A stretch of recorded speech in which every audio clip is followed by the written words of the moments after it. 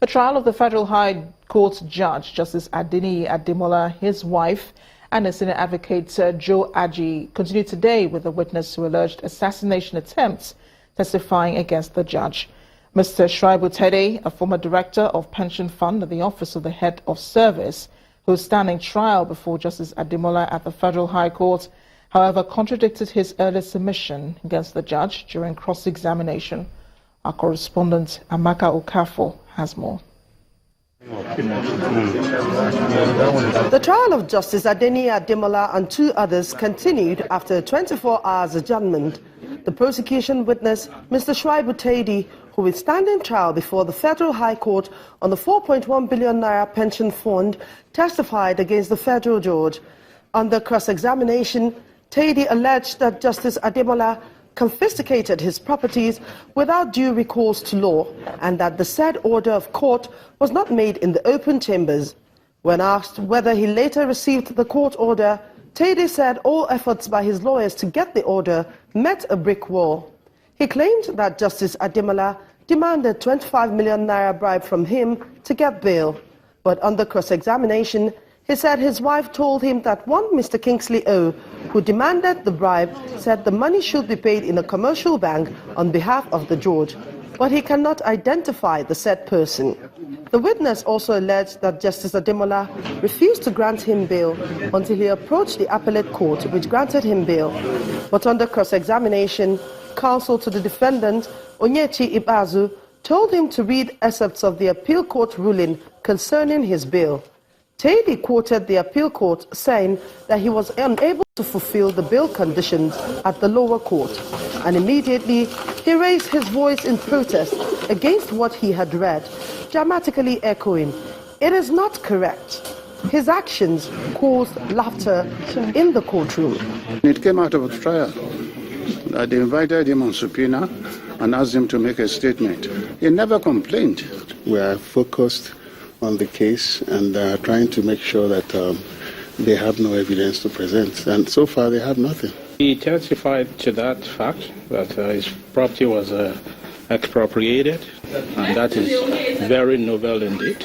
And that's the point that we put across to the judge today. The case has been adjourned to the 1st of February 2017 for continuation. Amaka Okafor, Channels Television News. Senior lawyers have made a case for justice to remain accessible to the poor and the less privileged in society. Senior advocates of Nigeria, Wole Olanipekun and Femi Falana, made these submissions, amongst others, on the final day of the Stakeholders Summit organized by the Lagos State Ministry of Justice. Our judiciary correspondent, Shola Shiele, reports that discussions at the summit were robust and resulted in a lot of recommendations for justice sector reform. The second day of the summit also witnessed an impressive turnout of members of the bar and the bench, all interested in identifying the challenges clogging the wheels of justice in the state and preferring recommendations and solutions to dealing with same. Of particular concern to some senior lawyers here is the need for justice to stay accessible to the poor, the vulnerable and the downtrodden in the society. Chief Judge of the state has just, maybe because of recession, to make money for the judiciary, has just hiked through a practice directions the filing fees in our court beyond the reach of the ordinary man. Sometimes you now pay more than 1 million naira to file a writ of summons, while you may even pay up to 50,000 naira to collect a CTC of a judgment. With profound respect, my lord, these practice directions are illegal. You confiscate the property of a citizen. You have not offered compensation.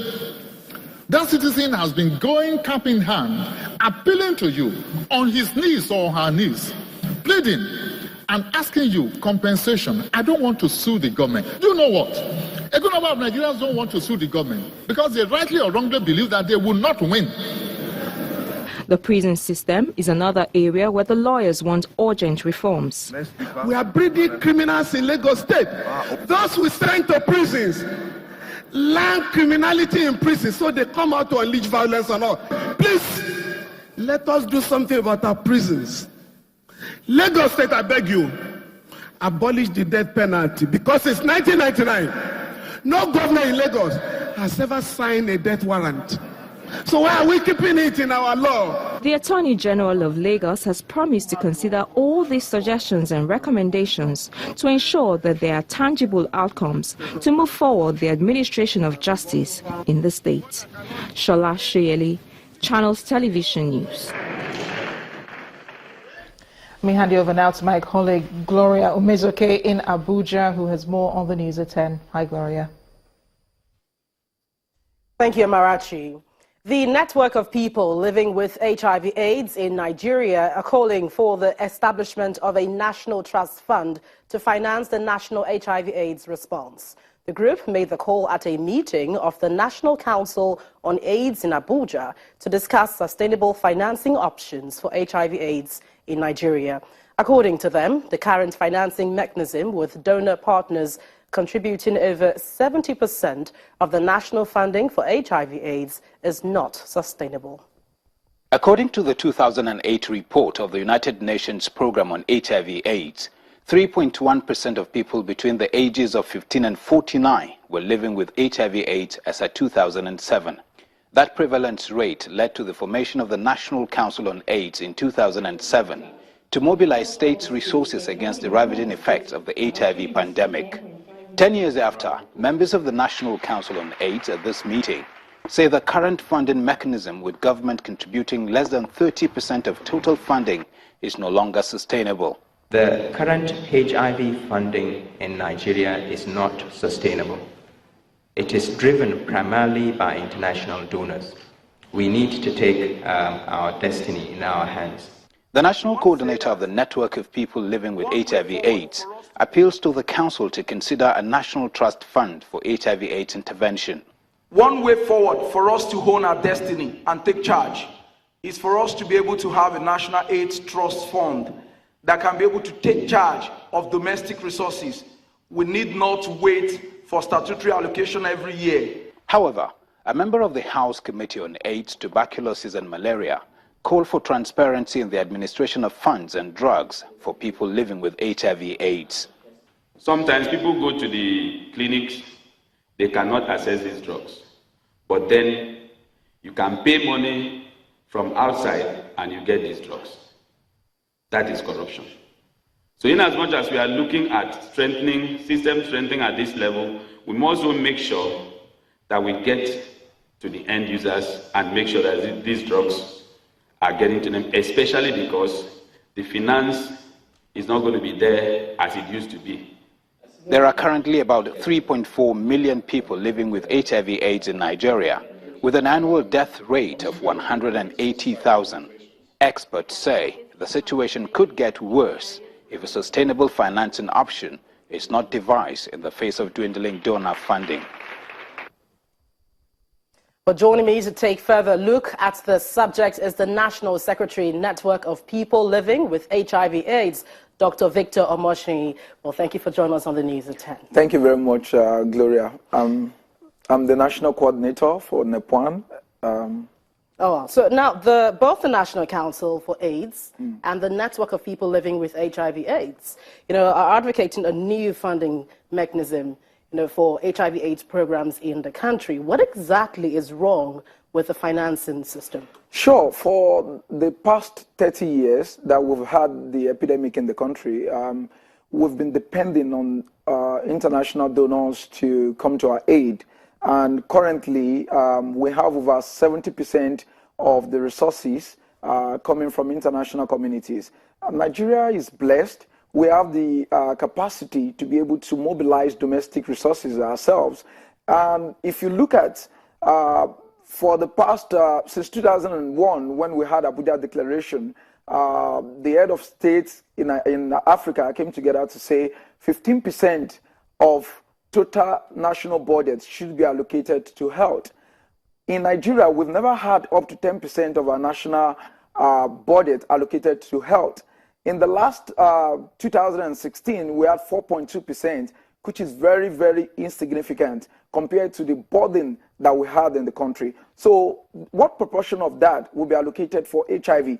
We have tuberculosis, we have malaria, we have a lot of issues to deal with. So that is why we, the patients living with HIV in Nigeria, felt that alternative option for funding will be a best way to go.